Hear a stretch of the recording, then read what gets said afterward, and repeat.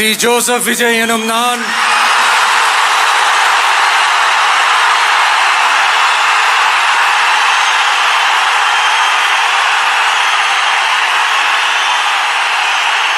சட்டப்படி அமைக்கப்பெற்ற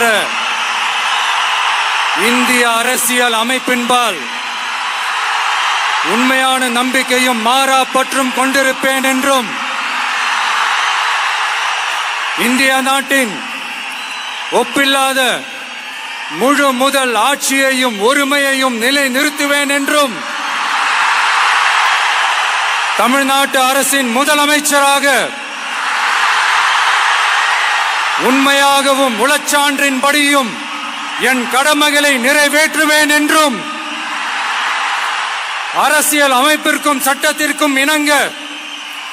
அச்சமும் ஒருதலை சார்பும் இன்றி விருப்பு வெறுப்பை விலக்கி பலதரப்பட்ட மக்கள் அனைவருக்கும் நேர்மையானதை செய்வேன் என்றும்